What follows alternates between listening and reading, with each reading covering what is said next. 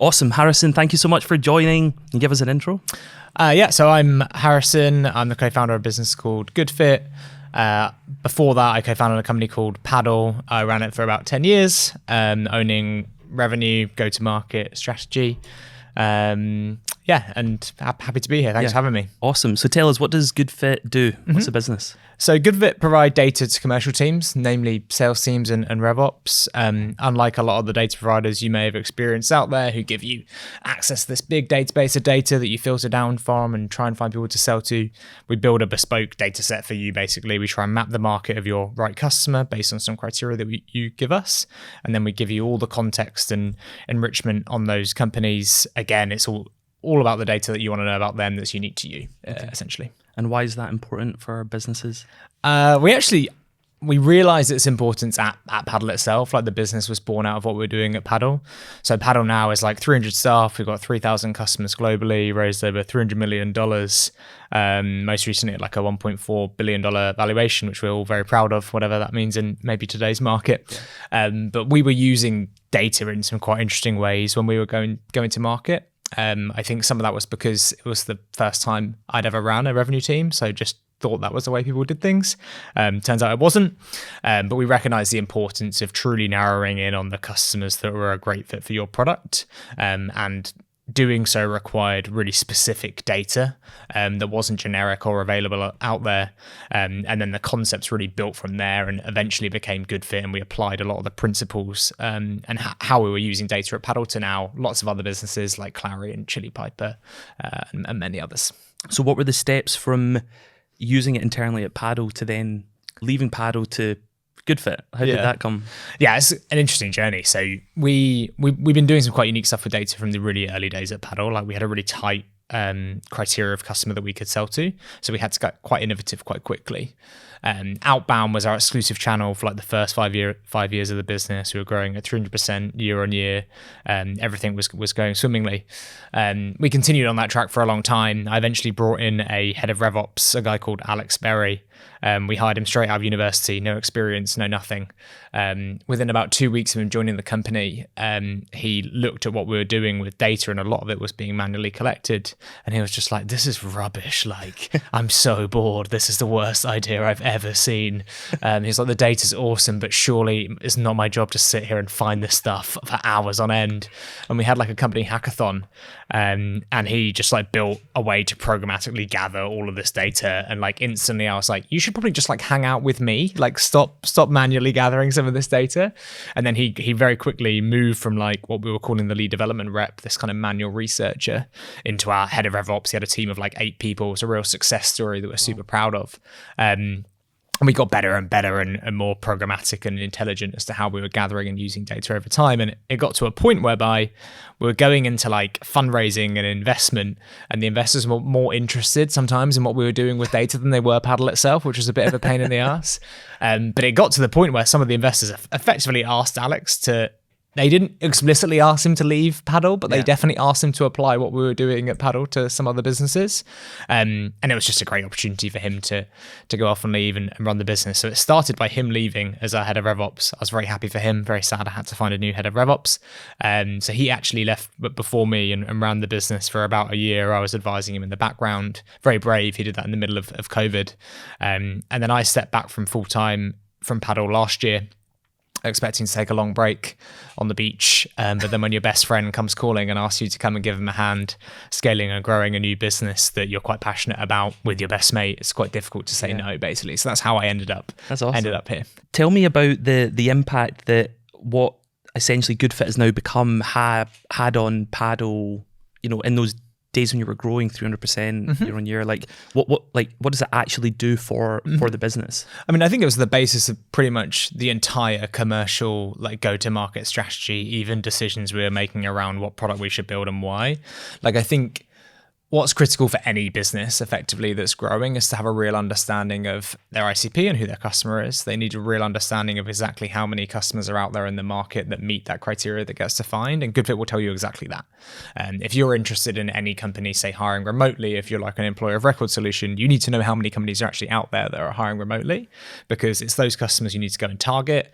You need to understand that if there's not enough of those accounts, how do you change your product or roll out a new product range to go and decide to do something else? So like that core basis of data determined who we were targeting our sales efforts at, who we were targeting our marketing dollars at, an understanding of the size of the market influenced our product roadmap at times. Like in understanding our market deeply, we spotted opportunities like at Paddle, we do revenue infrastructure for software companies, so like checkout and payments and that type of infrastructure. And at one point, because we had such a good understanding of the market, we understood that there's a lot more companies out there doing invoicing than there are checkouts. So we started to invest in an invoicing product so that we could go and service that market and expand our TAM by 5 or 6 times, right? So actually just having that set of data as a starting point to decide who you can go sell to, what you're going to talk to them about, which reps you're going to assign to which accounts, but also how your product needs to evolve actually becomes the basis of a lot of your decision making, which I think was also reflected in my own journey at the company. So I was kind of like the commercial co-founder. I started owning revenue, but over time it became a much more strategic role, and I moved into an actual kind of chief strategy officer position because it was all about who understood the customer and the market the most, like both the customers of yesterday, who are they, what's going to delight them and what do they need, but also who are our customers going to be in the future and what do they look like and what do they need. And the starting point for those answers is always kind of like the data, if that makes sense. So you're now full-time at GoodFit, and kind of where's the business at in revenue and growth? The business is 2.5 years old. It's weird. Alex kind of started right at a weird time, kind of consulting and things at the beginning. I've been there for a year. So the business is just over $1 million in revenue, 20, 30 clients or so, completely bootstrapped, very small team, very different experience running GoodFit to that which I had at Paddle. So there's probably about 8 of us. So we're a pretty lean outfit. And it's very interesting and new to me to be running, a bootstrap business as opposed to a heavily VC-backed one like we were at Paddle, but really enjoying it. And that was a conscious decision to not go down the venture route? Yeah, I think it was a really critical decision that Alex and I talked about a lot, even before I came into the business. So at Paddle, we had to raise money before we started. Like we had to build the product in order to get any revenue, like a lot of people do, right? A lot of people go out and raise money because they need to hire a bunch of engineers to build a product which they can ultimately sell. That's super normal. The other thing that VCs did for us was Christian and I, when we started and founded Paddle 11 years or so ago, we're like 17. We never really run any companies before. So the VCs not only were backing us to build the product that we were going to go and sell, but they actually eventually like funded our education of like the market and how to be a SaaS operator, to be honest. They introduced us to our now networks, to recruiters, to whatever. They really invested us in us as people. It was really important.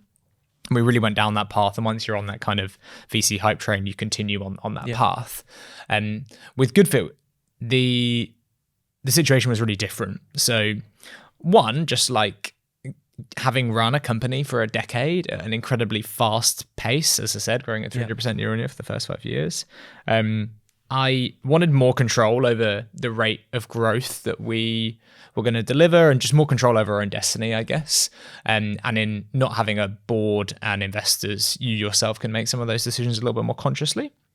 So that was one consideration. The other was I just didn't think we needed the VC money. So there was a queue of people lining up to buy GoodFit before we even started. And we were relatively high ACV in the tens of thousands of pounds.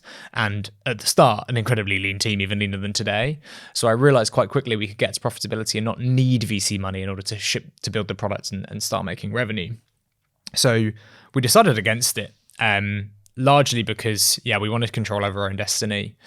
We also aren't necessarily sure, even at this point, we want to go on like a 10-year journey and sell and build this absolutely huge organization, which you need to want to do if you're going to raise money from VCs.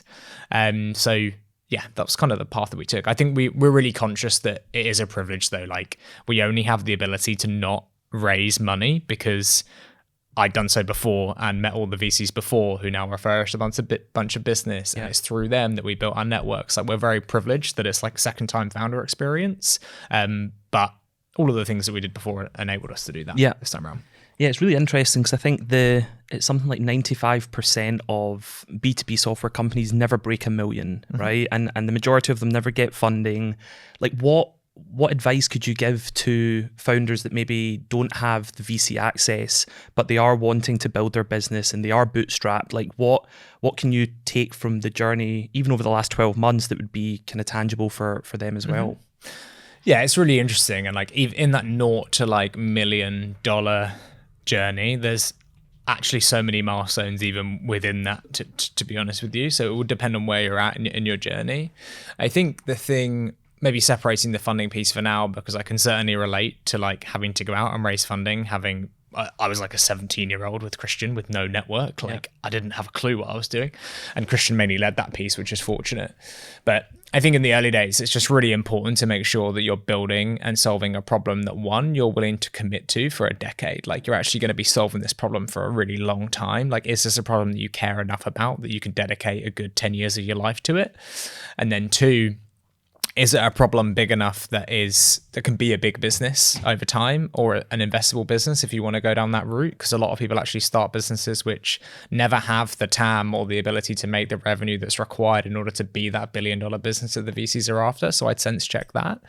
And then I'd also just make sure you're actually solving a problem which is big enough and gnarly enough that people are willing to pay the money that you need them to in order for that to be a sustainable business. It sounds really obvious, but the amount of companies I go and advise, and I do some work with some of the VCs as well, and they just don't have an idea of who their ideal customer is, how many of them are out there, how much those people are willing to pay, and they're like a year and a half into the journey, and I'm like, you haven't actually established the core fundamentals as to whether you have a sustainable business here. So I try and optimize to answering those questions as quickly as you possibly can, and then only once you've done that and narrowed in on who your customer is and how many of them there are, it's going to enable you to be much more purposeful in about how you actually go and acquire them. It will become easier. But yeah, and everything else will follow. When it comes to funding, if you haven't done that for the first time, like I think there's increasingly more and more people, like angel investors, willing to put money back into the ecosystem, which I think there was less of around when we were raising funding for the first time back in like 2012, which is really helpful.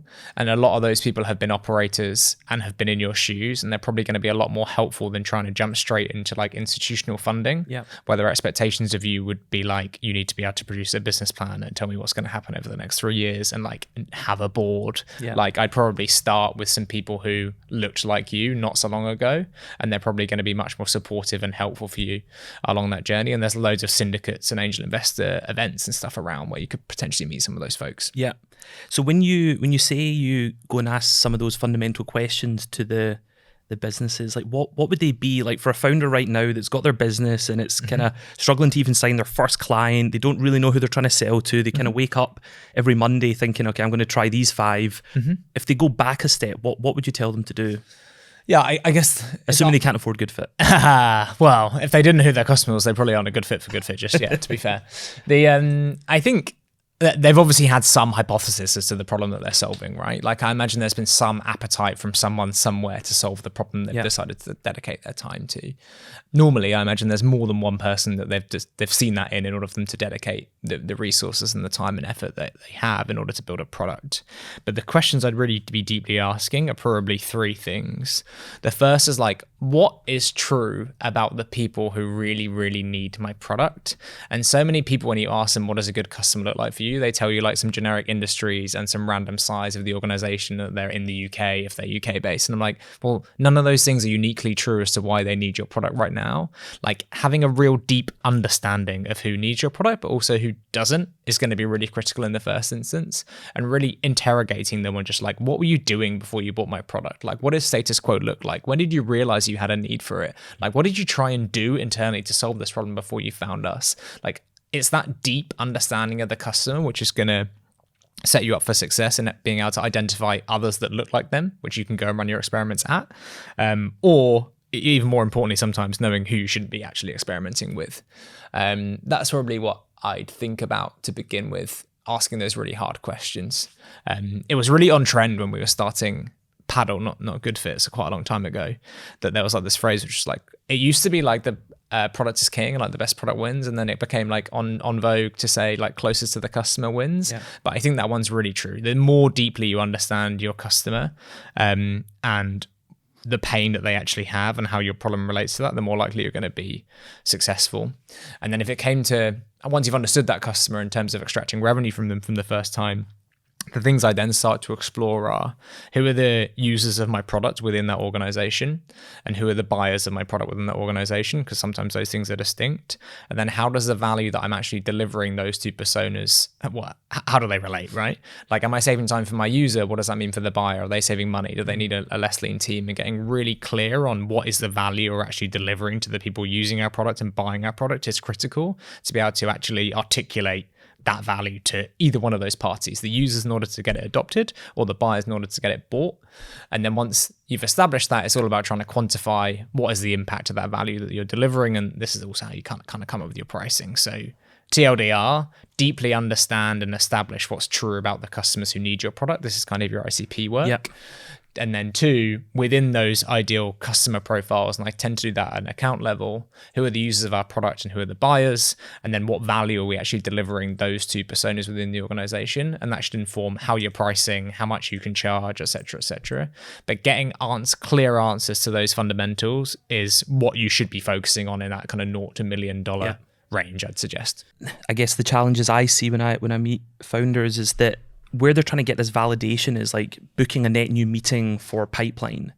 And I think there's like sometimes an opportunity to maybe even pull back from trying to book a meeting to qualify that need more from like a design partner standpoint, or even just trying to get feedback from the market. Do you see that as well? And if you do, like, how do you think businesses that can't even build pipeline to get that validation, that maybe need to go back a step, that they're not selling, they are researching? Mm-hmm. I think it's really a really good point, and people need to be really clear on which of those two modes they're in at any given time. I'm advising like an AI co-pilot kind of solution right now called Glyphic.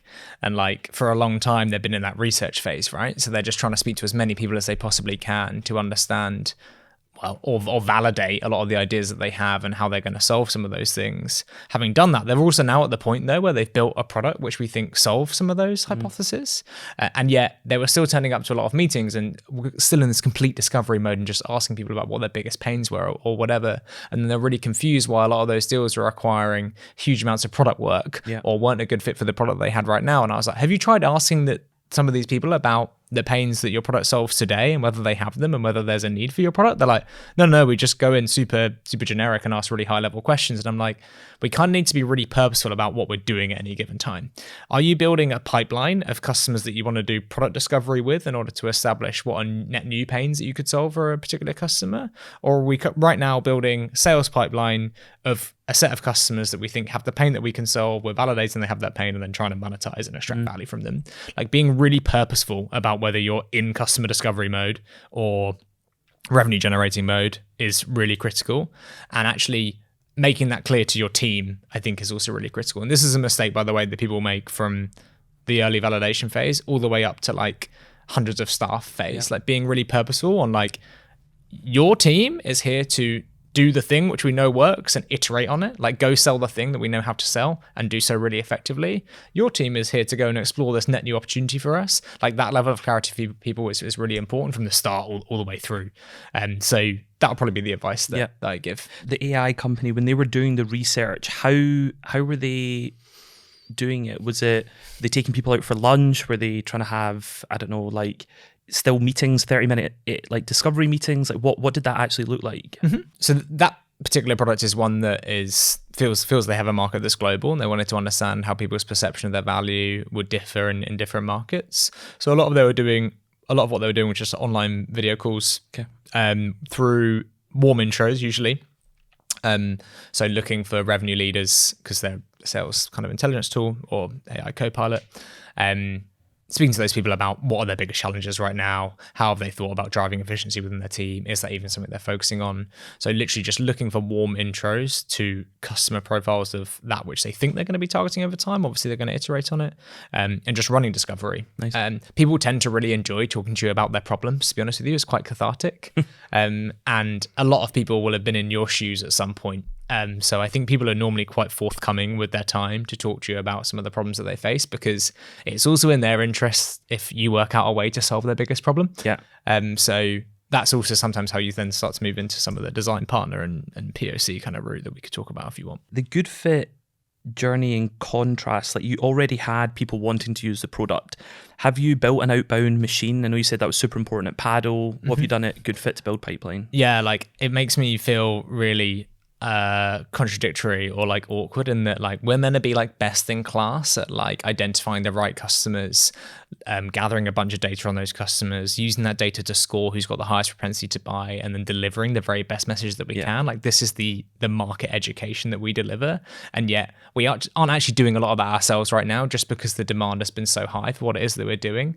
Like we will do it at some point. We have to practice what we preach, but as I said, we've been in the unique position whereby we kind of established ourselves a little bit as thought leaders within the space, at least within kind of like the London network, maybe some of Europe.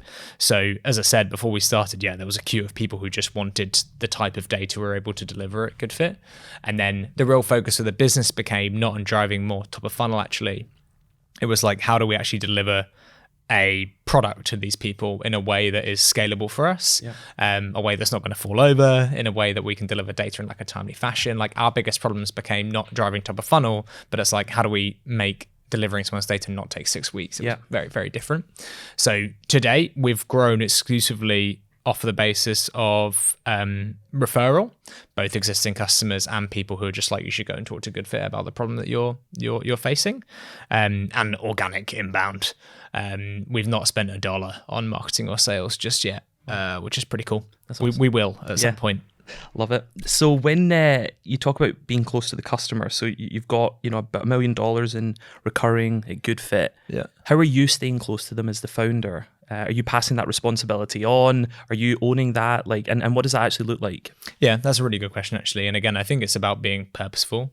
So I've built a really awesome team really quickly at Good Fit. It is a lot easier the second time around. Yeah. I promise anyone who's struggling with that the first time. But it's really important to me to stay close to our customer profile, their problems, how they're thinking about the world. I think it's really important, like as a founder, a lot of the time you're involved in those early founder-led sales, right? And you're in front of the customer and you're having to understand their problem in order to turn it into a product which can then be repeatedly sold. But at some point when people reach a level of product market fit or go-to-market fit, they just stop speaking to their customers and just pass on this responsibility to their team, to product marketers, whatever. And I think that's probably at the detriment to people's products and value propositions most of the time. Like nobody is ever going to be able to replace the kind of joined up picture you as a founder have on your market, your customer, your product, where it can go. Like you tend to have that quite broad understanding that it's just very difficult to replicate in others, particularly because you normally have a year or two's advantage on them. So I know quite a lot of companies. Like I've got a friend called Benedict, who's now a founder of like a company that's raised over $50 million out of Germany. And he still dedicates like a few hours a week to customer calls. And again, he's very purposeful in what I was talking about before. And he was like, these are customer discovery calls. He was like, I'm not ringing people to go and pitch them my product or my service. I just want to speak to people who look like the customers we want to sell to understand how they're thinking about the problem that I'm solving. And he still dedicates time to that every week. And they're like a multi-100 person org, lots of VC money raised. So yeah, I'd encourage people to continue to stay close if you can. I certainly am doing so myself. Yeah, and the team, like you mentioned that you were very lucky second time round. Did you take many ex-paddlers to Good Fit, or did they come with you on the journey? How did you think about building the team if it's only 8 employees? Yeah, I like how you nailed the paddle like collective pronoun of paddlers straight away. We thought about the collective pronoun for people from Good Fit a lot, but Good Fitters just sounds like you fit blinds or like curtains. So if anyone watching or listening has any ideas as to what our collective pronoun could be, please tell me, because I'm stumped. But yeah, we did. Actually, one of the motivations for doing Good Fit was actually around some of the people that I could bring on the journey. Like having ran paddle for over a decade, my entire adult life, like I was quite ready to just experience life outside of that context, outside of the context of running a tech company, if I'm completely honest. Like your entire identity, friendships, like state of being becomes so intertwined with this thing that like I was Harrison at paddle.com, not just like Harrison. And I was really keen to actually experience the world through a slightly different lens. So I have no idea how I got here. But when I was talking to Alex about going to help him, I think Alex, who's the co-founder of GoodFit, had a really profound impact on the success that we had at Paddle. And I'm not sure that necessarily related in terms of his equity or whatever happened to him. So I really wanted to help him go and be successful and like give him something back, given how much of himself he'd given to me and the company at Paddle. It felt like equitable for me to go and give this guy help as well. That was really important to me. I also think he's phenomenal. Like I really wanted to see how I could help him grow and be the best person he could possibly be. So that was certainly just a motivational factor in joining GoodFit in the first place.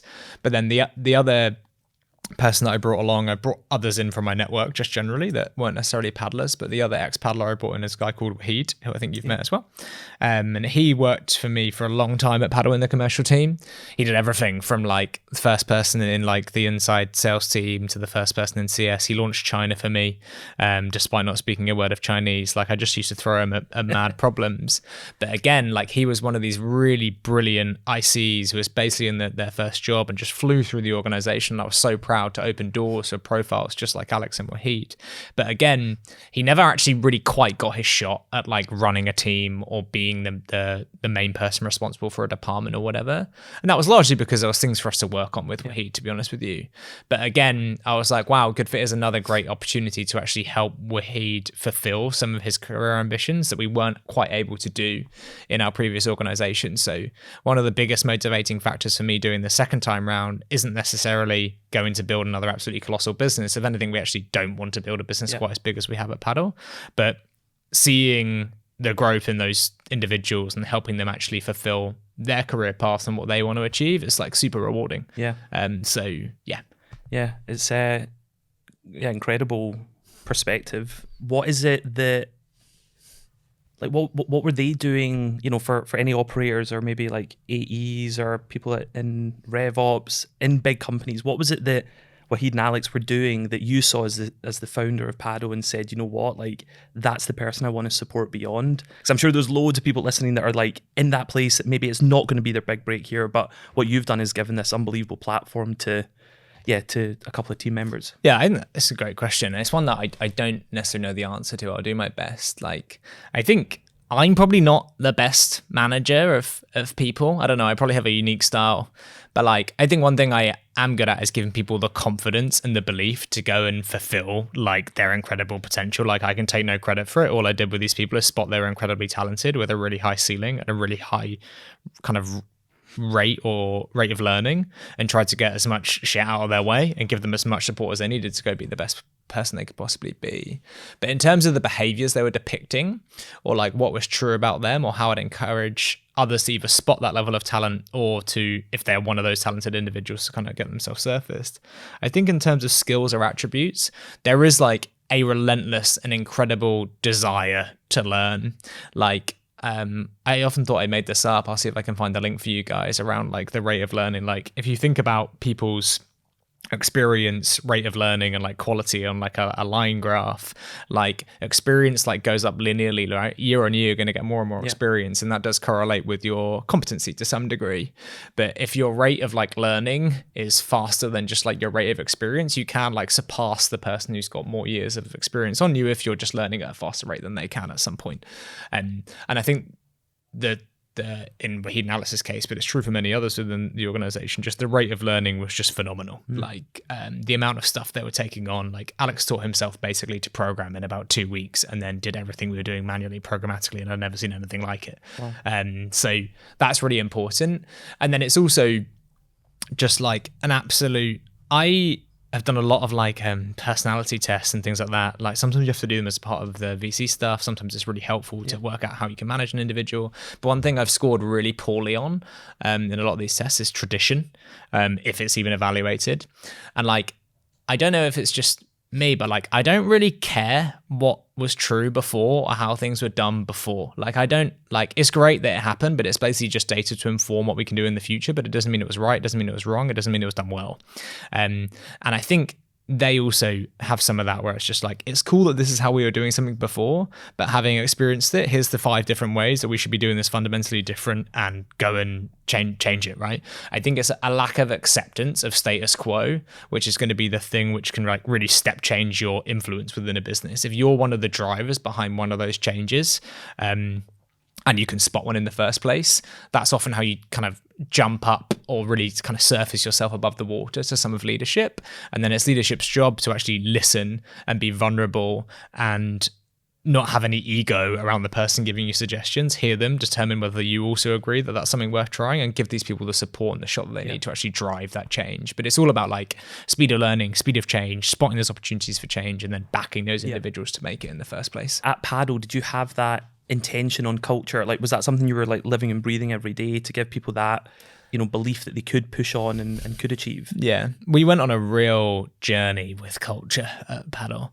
Like, I vividly remember in like our Series A investment round, which was like our hardest investment ever, with a company called Kindred, them asking the question of Christian and I think our CFO Hugo was there as well, like, so tell me what the culture's like at Paddle. It was Tracy, a good friend of mine now, who asked the question, who was a partner at Kindred. And I was like, what do you mean? What's culture? Like, I genuinely just didn't understand what she was asking me at all. And like, it seems so ignorant now, like having done this for a long time, but like as a first time founder who's just not got any experience, and it was a slightly different world, I was just so bemused as to what on earth she was even asking about. And we went on a huge journey, and I became so proud of just like this weird, wonderful, mad set of people we cobbled together at Paddle, and then helped in their own careers. Like, it's probably the thing that I'm most proud of on reflection. And like, I used to describe the culture we built as like electric. Like, I wanted people to walk through the doors and like feel like this intensity and be really excited to be there. And I asked people to set like the standard of just like, I want every single person we speak to in an interview to want to work here, whether we want them or not. I want every single customer we speak to be absolutely shocked and overwhelmed as to how useful we were compared to their expectations. I want every single person who comes to our booth for it to be the best fucking booth they went to and had the most fun at compared to everyone else. I'm like, if we set these standards for ourselves, it's going to be an amazing environment to be in. But it also wasn't for everyone. When you pitch it like that during like an interview, people are like so hyped about it and want to be a part of it. But in reality, it's like, I was trying to use it actually as a warning to them because it was relentless. Like, it was really intense. And for some people, it just like ate them up and just like threw them out. Whereas others really thrived in that environment. I think that persona probably did. But I'm thinking about that very differently at Good Fit actually, for a lot of different reasons we can maybe touch on. What are some of those? There's a lot that goes into it. Like, one, we're not a fast-growing VC-backed business, right? So the way you run the business, the speed of change, the speed of growth, that layered in with some of the macro conditions that we're seeing within 2023 really do influence the type of business that you're running, right? So where we were previously growing at like whatever 300-400% year on year and spending millions of dollars to get there, we're a bootstrap company, not growing, still growing in the 6 figures year on year, but not quite as fast. So the speed of change is slightly different. The speed of execution is slightly different. The expectations on growth is slightly different. The expectations on the amount of money you're going to spend is slightly different. And actually unlearning how you're meant to behave has been quite difficult, I think, for like a lot of people within the business. I brought in a CTO who was a previously successful co-founder and CTO of a business that got to like tens of millions of dollars in revenue. And he was getting really frustrated with like speed of execution.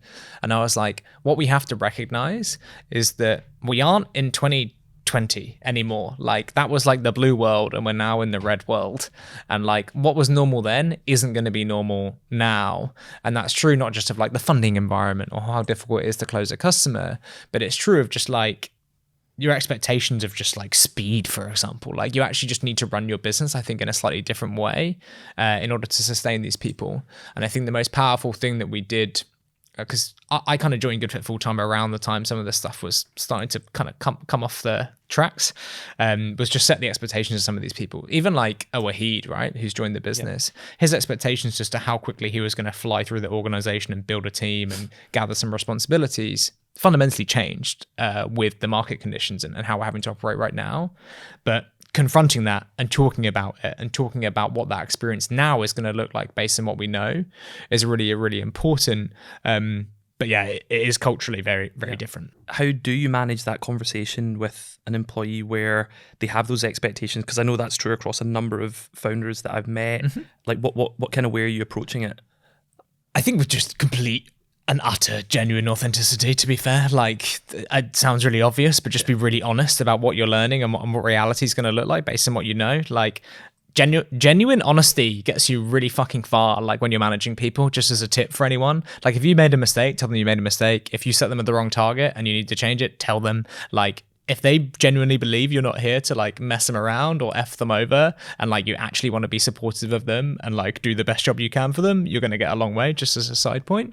But with someone like Wahid, I think the thing that I told him, and this is where that genuine kind of honesty came in, was just like, despite the fact that the rate of your trajectory or the rate of the business growth or the speed at which we may exit the business is going to be slower based on what we've learned in these macro conditions, I still think this is the best environment for you based on what it is that you want to achieve. And if I didn't, I'd encourage you to go somewhere else. Yeah. I'm like, I still think this is going to be the place in which you do all of those things fastest. It's just that we have to acknowledge that everywhere, the rate at which you be doing those things is now slower. It's my job to make sure we're still providing you the very best environment we possibly could compared to everyone else on the market. And that's my responsibility. But in my head, that is this place. So it's being honest that in this case, the rate of change or the rate of development or the rate of whatever he was seeking was different, but ultimately still being the best environment for that individual was how, at least I convinced myself that we were still doing the best job we could for him. Do you have to sometimes convince yourself, like you've come from 1.4 billion valuation, like total glory child of UK tech with the growth and the Deloitte recognition, to then moving into a bootstrapped environment? Like, do you convince yourself or do you seek mentorship? Like, how do you get over that? There's loads of it, right? It's so weird. Like, people are really confused. Like, sometimes I go on like an initial call with someone, like a complete prospect, and like we do like the background thing, and they're just like so bemused. I remember like doing an initial call with someone the other day, and I was like, "Oh, I actually interviewed your boss for my role at Paddle," and he was like, "Really?" He was like, "No, you must be thinking of someone else." And I was like, No, I really did. And he was like, "Why are you calling me then?" And I'm like, "Well, I'm in like an 8-person company now, man. Like, it's cool." But again, I just think having no ego is like really important if you're going to make that jump from late stage to early stage. Because if you think you're too good or too important to speak to your customers, one, you're probably not, like, just FYI.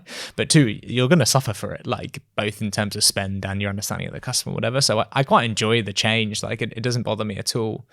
But in terms of the support that I've had around me, both making that jump and throughout, like, that's been quite important. So when we first started Paddle, Christian and I had never really run a business before. So we had mentors quite early, a guy I'm still good friends with right now. I had one mentor from about just before, well, around Series A through Series B and just slightly beyond, which was really awesome. It was like a real trusted advisor that I could be really vulnerable with. Like, sometimes I was a bit nervous to be completely vulnerable with a board around the things that I didn't know, wasn't capable of, which I think is kind of like some level of imposter syndrome that others might be experiencing. So having that person you felt you trusted and was on your side was really helpful for me to give me some confidence.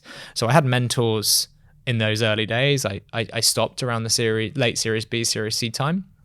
And then started to layer in an executive coach, which I'd encourage everyone to try and get as soon as you can possibly afford it. I think it's probably one of the best things that has ever happened to me, quite frankly. Like, having someone, we actually had an executive coach that we tried to roll out to the entire executive team.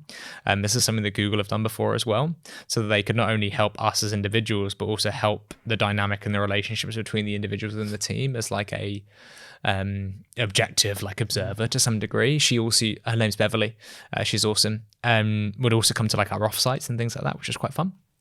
But she's been brilliant. Like, I think for a lot of the executive team at Paddle, and for me personally, she just really helped me understand myself, quite frankly, and what I needed in order to sustain myself over that 10-year period, how my behavior changed in different environments under stress or joy, or when I needed a rest, and how those behaviors are affecting other people. And then the more you understand yourself and how you're behaving and what you need to sustain yourself, you're probably going to do a better job for yourself and looking after yourself, but you're probably also going to do a better job for all of the people that are around you.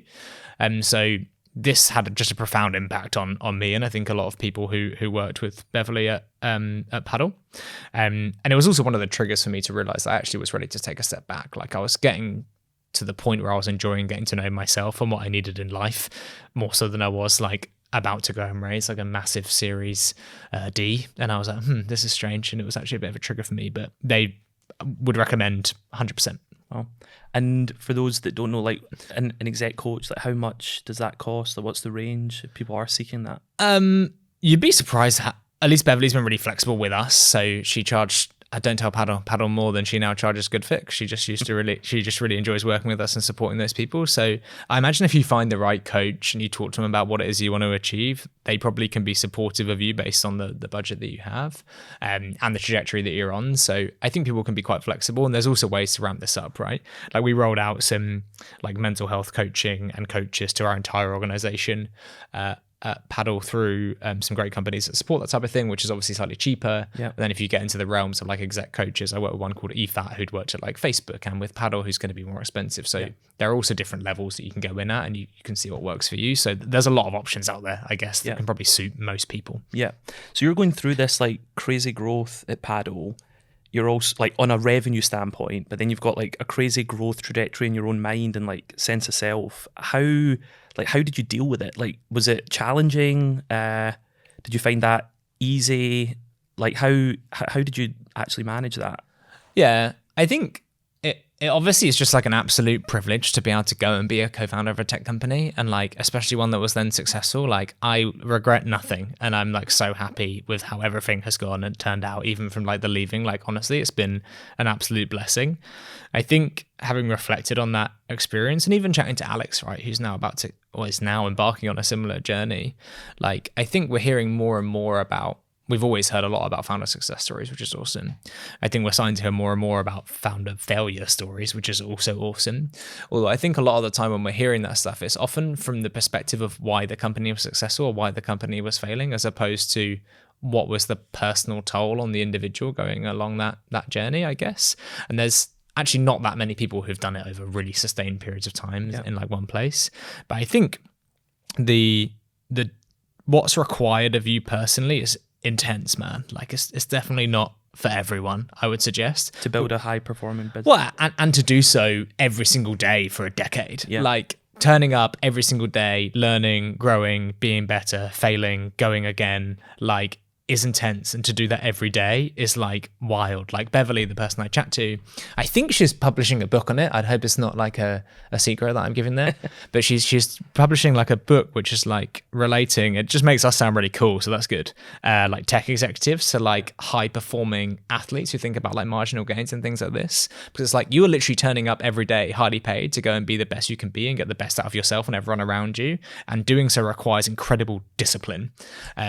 Like I remember when I moved to New York in COVID, long story, came back and had to move in with my dad for the first time in like probably 5, 6, 7 years, whatever.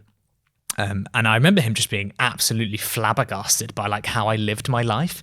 I was like, I can tell you the minute that I'm going to come down and grab coffee sat. I'm going to tell you the minute I'm going to come down for lunch. I'm going to tell you the minute I'm going to come down for dinner. And I was like, I run my life to the minute. And like, he kind of thought I was joking. Yeah. And like he'd knock on the door and I'd be like, Dad, I told you that I finished the call at 1:45. Like not 42 minutes past, like 1:45. And that's when I can run down for 10 minutes and then do another call.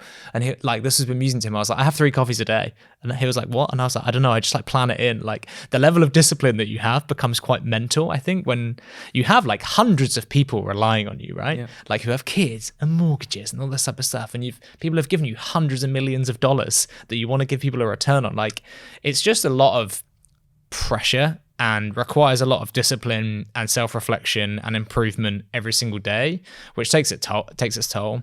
I think having been on the journey, like there's some real high points and there's some real low points. And I think the thing that really helps, and this is maybe some helpful advice to anyone who's going through either those highs or those lows, is that as you get further and further along the journey, and as less and less of it feels existential, like as you feel less and less like the company's going to die next week, or is never going to be successful, whatever it may be, it does become easier, that the highs are less high and the lows are less low.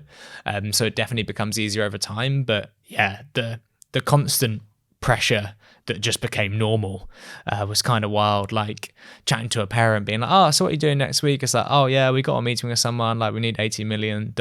Or like, oh yeah, we had like a board meeting and they want us to spend like a lot more money every month, like millions of dollars more every month. And like being responsible for spending that amount of money, like it's kind of wild when you think about it, but it just becomes completely normalized. But it takes its toll over a period of time. So surrounding yourself with some of those people that we're talking about, great co-founders, mentors, coaches, really helpful along the way, I think. To go right back, so like you're 17 going on this journey, did you come from a world where spending 50 million a year to grow by X% was normal, or was that foreign to your father, for example? I literally had no idea about the tech world when we started Paddle at all. So Christian, my co-founder, really, I think, always wanted to run a tech company like his whole life. Yeah. He knew everything about it. He knew everyone's like cap tables at the age of like 17. I didn't know what a cap table was. I barely knew what profit was, let alone a cap table. So no, not at all. I didn't even know what I was getting into, quite frankly. And really just enjoyed the fact that I was running a business and learning every day. And then one thing led to another, quite frankly. Even when we started Paddle, I still thought I was going to go to uni and only deferred for a year before I properly cancelled. So I had absolutely no idea this world existed or what I was getting into. I'm very grateful that I did. And that's something I'd also like to do something about, like knowing that these opportunities exist. I'm not sure we as society have done a good job of like actually sharing with others and people who are thinking about what they can do in their careers or whatever. So that's something we could probably do better. But yeah, I had no idea at all. The interesting thing, I think, certainly when I was looking more into Paddle, was that the last 5 years, the growth was like exceptional. The funding, the trajectory, the awards, but there was this like period at the start, which I think isn't maybe talked about enough. I think it was like 4 years going from starting the business to even your A round, which in today's terms was like relatively small at a couple of million raised. How hard was it, and how prepared should people be at the hardship going from zero to that point where you have the choice to either become profitable or to go and raise venture capital? Yeah, I think there's two sides to the question, right? Like, I can't emphasize enough that we didn't know what we were doing. Like, we were 17. Like, we were backed by an angel investor called Mark Pearson, who we'll internally be grateful for. And he basically, as I said, like funded us working out how to run a business and like what was going on. So I think for the first 2 years of the business, we were just finding our feet. Like, we spent a year building a marketplace of B2C to B, like software and tech and music and games with like no customers and no revenue before realizing that business wasn't super sustainable or working, and then pivoted. So I think in our case, there was a real period of time where we were just like working out what on earth we were doing, quite frankly. I think less and less people are willing to fund that, to be honest with you, in some of these market conditions. But that's probably why we were quite slow in the early days, until we really found our feet with a business that actually had legs and answered some of those questions we talked about. There was a TAM, there was an ideal customer profile, they did have a big pain, they were willing to pay to solve it. It took us quite a while to get to that point. In terms of some of those folks, like I did a lot faster with GoodFit, right? Like very, very quickly, quite frankly. But it's like the quicker you can answer some of those questions that I talked about, the faster you're going to get there. Yeah. And sometimes it's going to take you a really long time to work some of those things out, but having worked them out, you're going to grow really fast. Sometimes you're going to get there really quickly. Like at GoodFit, we deeply understood the customer because we were the customer before we even started, and there's just like a huge head start. For the AI Copilot business that I'm advising, they're kind of in a new space. So this is quite a new thing that's emerging that they're trying to work out its place in the world, and it's going to take them longer. I think as quickly as possible, getting the answer to those questions, and if you can, finding someone who's going to support you in working them out is going to make it better. But I'm not sure there's any tips and tricks as to how to accelerate that or silver bullets. You said to me something that stuck with me, like, don't let fear paralyze you. Mm-hmm. Did that relate to business, and is there context around that? Yeah, I think we were talking about like what were some of the lessons you learned along the way, and I think this is applicable to some of those early stage considerations we're talking about, but also a late stage, and I can talk about both. So I think one thing that I really see that probably helped us at Paddle, because we didn't do it too much in the early days, maybe certainly later, was like, I think people get really worried about making decisions, which sounds mental when you say it out loud. Maybe I should rephrase it, but like people obsess over like, should we do A or B? And they spend ages trying to gather incomplete data to convince them of a bias they probably have, by the way, or like whatever, trying to make a decision. And like the time it takes for them to even try something, A or B, is like huge.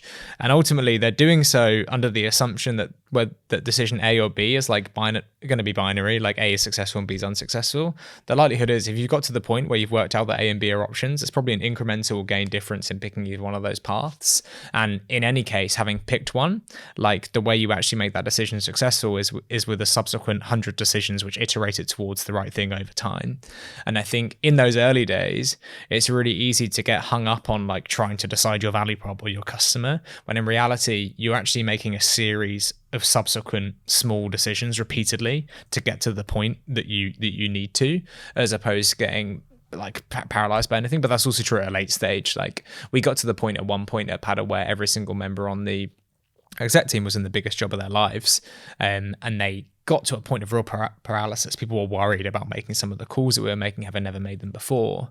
And I think would have been a lot better off if they just made the decision and iterated their way towards making it as successful as possible. I think it's just going to be a much more efficient way to operate for people, to be honest with you. Yeah. You mentioned obviously the AI co-pilot you're working with. Are you using AI internally for efficiencies? So not internally for efficiencies, not just yet. We use it quite a lot in the product at GoodFit. So from a long time back, we've done a bunch of stuff for like text-based machine learning at GoodFit. When we were solving the data problem for Paddle sells to software companies with the checkout. And like, if you just try and find software companies or filter for them by like industries anywhere, like it really doesn't work very well. So we built a text-based machine learning model really early, trained on a bunch of accurately labeled data to identify software companies. It basically takes the text from a homepage of a website, runs it through a model. It spits out a probability based on the way it's described itself as to whether it's a software company or not with massive accuracy. This is actually how we solve the data problem for Paddle. And then we applied that concept to a lot of other businesses and ideas. And we've iterated on that concept in a lot of different ways. Now with the increased like sophistication of LLM, we're building things like similarity models for lots of our clients, whereby we take all of the customers they're having success with, take all of the way they describe themselves across all sorts of different places, and then we spit out a score as to how similar another company is to the ones that they've been successful with. Yeah. And this is the way you kind of have your Tinder level, just like swiping on the ones that are really good, that are similar to the ones that we've been working. So there's lots of different ways that we're using it within the product, but less so actually with our own internal efficiencies. I think sometimes people are trying to shoehorn this stuff into their workflows or their products just because they can, or it seems like a really good idea. But I think being really specific on the problem you're trying to solve is probably going to result in the biggest and best outcome, I'd say. Awesome. All right. So final question is, obviously we've mentioned a couple of times, like the market's changed. 21 to 23 is very, very different for a lot of reasons. What would be your advice to founders that are at the early stage, like to try and survive and grow through what this period is? If you could give some focused advice on that. Mm-hmm. I think what's true in this environment, I guess, one, like capital's scarce or being deployed at a slightly more conservative rate, more similar to the times in which we were starting Paddle, which is quite interesting, maybe slightly worse.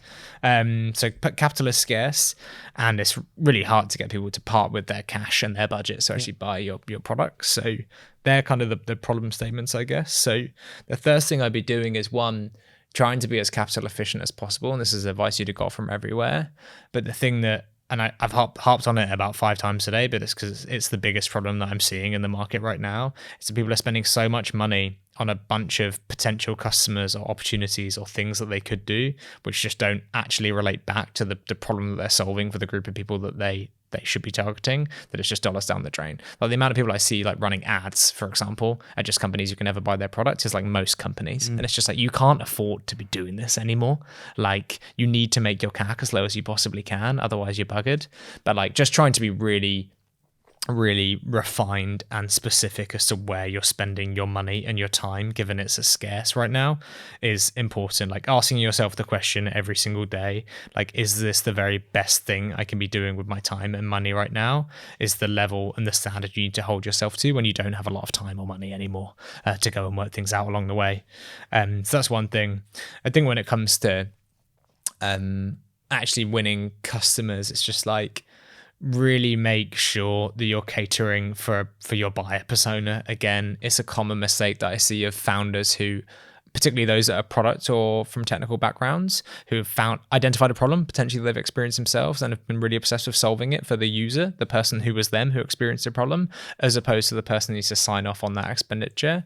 And more so than ever in 2023, we're seeing it more people involved in decisions to buy stuff, and more justification needed than ever before for people to part with their cash. So getting really, really good articulating the value that your product delivers to that type of persona is a skill that I think most people could probably flex a little bit better, and will probably yield some better results as a result. Awesome. All right. Thank you so much. Where can people find you and GoodFit? What's the... So we're goodfit.io. Come and check us out. You can request a demo. You can chat to me or the lovely Wahid. And then I'm on LinkedIn as well. Just stick Harrison Rosen. Happy to connect and chat with folks. Thanks for having me, man. Awesome. Thanks so much. Cheers, mate.